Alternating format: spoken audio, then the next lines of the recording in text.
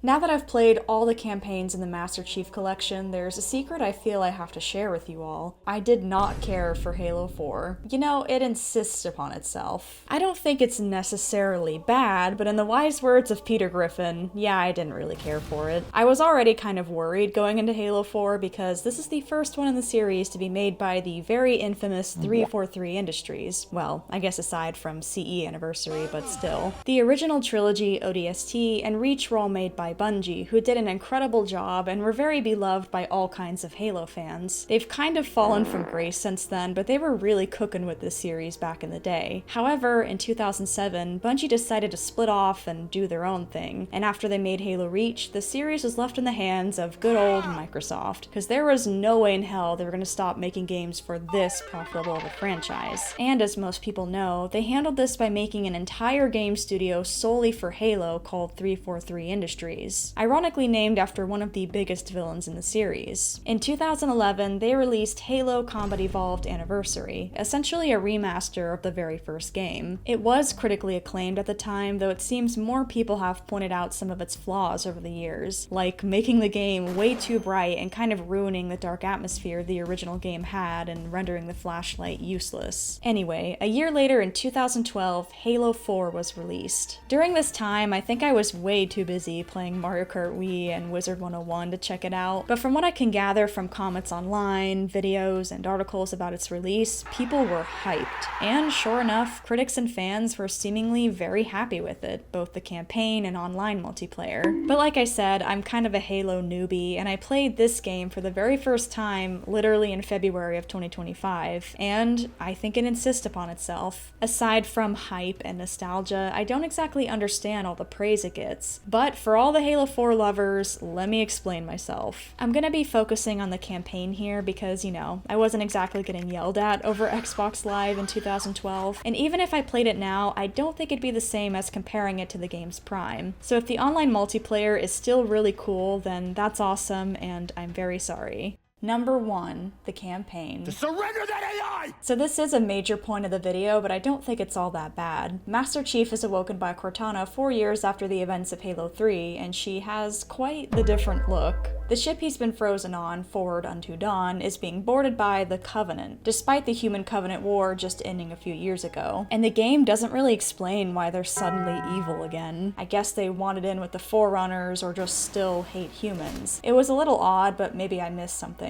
Yeah, I did. I looked it up, and sure enough, it's just a faction that split off and wanted to worship the Didact instead. And this is also something that's shown in the Spartan Ops series on YouTube. As someone who's a little Halo lore goblin, I do think it's really cool that there's kind of a show to go along with the game and give you additional information, but I still think this could have also been explained or shown in the actual game itself. Okay, let's see. They crash land on a Forerunner planet, you find out Cortana is slowly degrading, you fight some new baddies, and eventually learn about the Didact, Halo 4's main antagonist. Might be a bit of a hot take, but although his voice is really cool, The Forerunners have returned. I found the Didact to be kind of boring. Wanting to turn humanity into Prometheans, these AI robots essentially, is pretty threatening, but I just wasn't all that interested in him. And just in general, I don't really care for Forerunner stuff, honestly. My favorite parts of the Halo lore tend to be the UNSC and the Covenant. I think they're both really fascinating in their own ways, and the idea of these ancient beings ruling the galaxy years ago just doesn't really strike my fancy very much. Personally, I preferred when they were a complete mystery in the original trilogy, but in this game, they're just front and center. You reunite with the UNSC, fight some Covenant and Promethean dudes, interact with this jerk named Del Rio who does not like Chief from the start, and even ends up snapping at him after Cortana starts tweaking in front of everyone. It's during this time you see these Spartan 4s, I thought you'd be taller.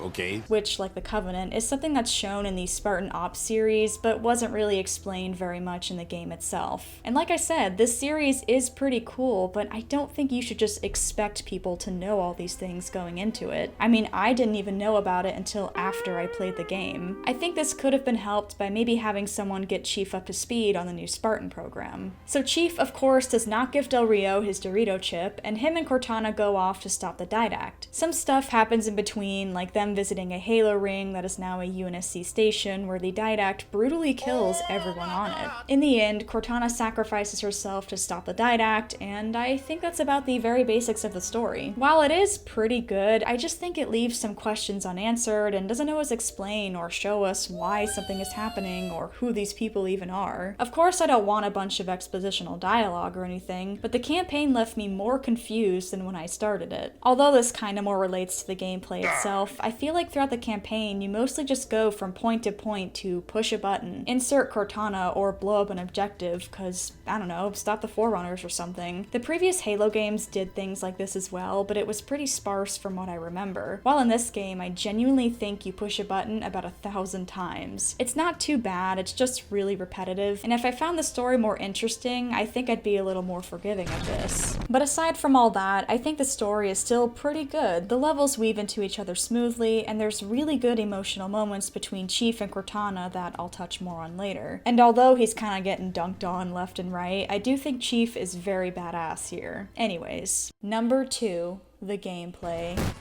Oh my god.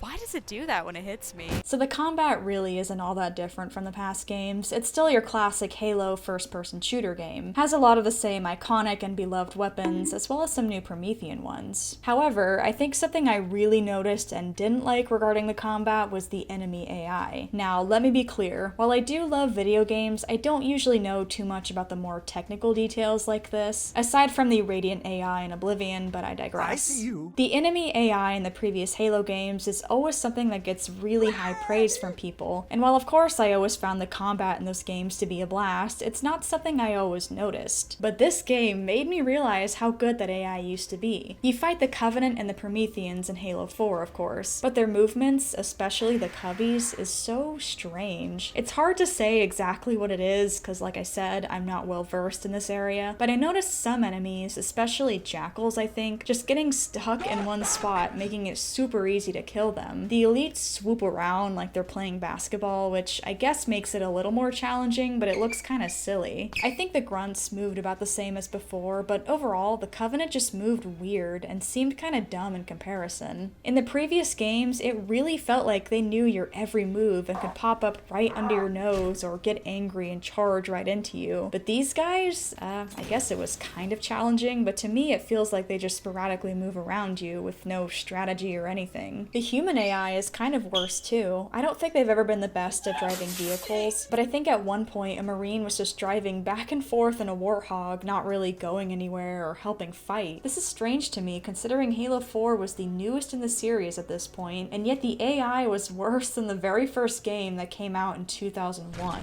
To the game's credit, I think the Prometheans were decently smart, but they weren't all that fun of enemies to fight, however. Number 3, unnecessary and/or bad changes. To say Halo 4 makes a lot of changes would be an understatement. Normally, I think it's really cool when a game sequel makes some bold changes or tries new ideas, but it doesn't always work though. Maybe it's because 343 wanted to differentiate themselves from Bungie, but they made some changes here that I think for the most part are quite unnecessary. For one, a lot of the character and enemy designs have changed. Cortana, of course, got a makeover, which is not a bad thing, and I know a lot of Halo fans agree. But the bigger problem here is Master Chief. His armor changes a bit from game to game, so that's to be expected, but I am not digging his design here. It was kind of hard to pinpoint what exactly I don't like about it, but I think there's 3 big reasons here. 1 is how much the black undersuit pokes through the armor. 2, his shoulder things, which I think is like a jetpack, looks kind of odd and is very bulky. And 3, I know this is gonna sound weird, but hear me out, the crotch area. This isn't me being a weirdo, but it seems empty in that area on the hips. His armor before had sort of a belt thing going on, but here it's just the crotch piece and nothing on the sides. I don't know if this is a stupid observation, but it just looks really off to me, okay? Another major change here is the Covenant. The Covenant's voices, especially the grunts and elites, since the others don't really talk, is arguably an important factor to the Halo series. I completely forgot about the brutes. They talk as well, they speak English. I think they just kind of popped out of my mind since they didn't appear in this game. In the first game, the elites' voices are actually Sergeant Johnson's voice lines played in reverse, which of course gave us some of the best enemy sounds in gaming.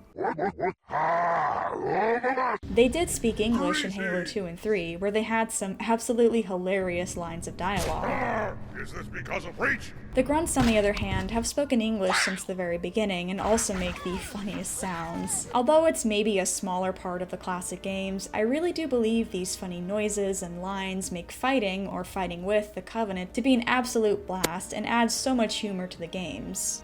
A fine battle, don't you think? But Halo 4 changes their voices. Both the elites and grunts sound pretty different now. The one I was more upset about when I began playing are the grunts. The elites' voices have kinda changed a bit over the series. In Halo Reach, they go back to not speaking English and don't exactly do the funny woot anymore, but the grunts just always had that iconic silly voice. In Halo 4, they now sound like this.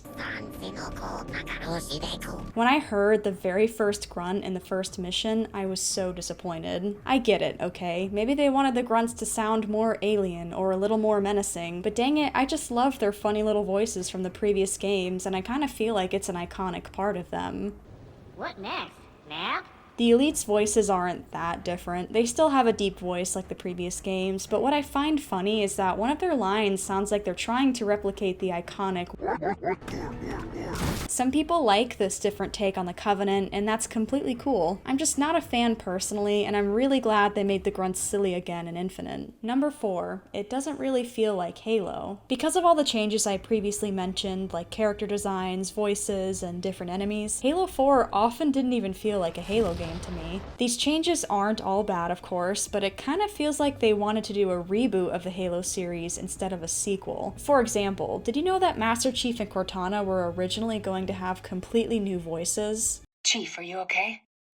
I'm fine, Cortana. The actors here are doing a great job, but man, these are basically the two main characters of the franchise, both with very iconic voices, and they were seriously considering recasting them entirely. Unless there are some scheduling issues, I don't think many sequels, especially one as big as Halo 4, would just suddenly recast their main roles unless they thought of it as more of a reboot. No hate to these actors, of course, but I'm just very glad they kept the OGs instead. There might be a different explanation for this, but that's just my game theory. This fact, combined with things like changing the iconic grunt voices, Master Chief's armor design, hell, even Cortana looking very different, just makes it all feel like a reboot and not a sequel. I think they went a little too hard on doing their own thing here, and in turn strayed away from what makes Halo, Halo. Those are the 4 big reasons why I personally don't really care for Halo 4. I know this game is some people's favorite, and that's totally okay. I'm honestly happy for you. I just felt the need to speak my truth here. I do feel kinda bad for ragging on it so much though. So I want to end this video by quickly sharing what I actually liked about Halo 4.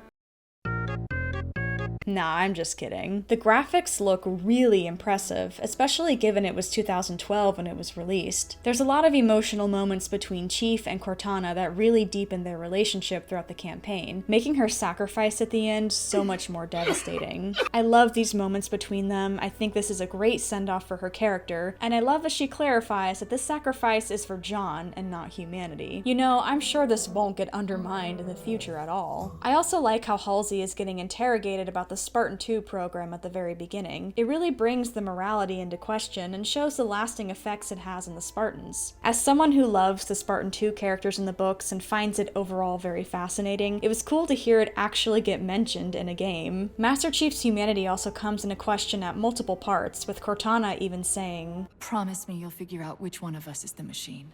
Like I said in a previous video where I investigated the origins of Master Chief, I like the idea of Spartans being a thin line between man and machine. I had a ton of fun with the new sort of vehicle introduced here called the Mantis, which is basically a mini-mech.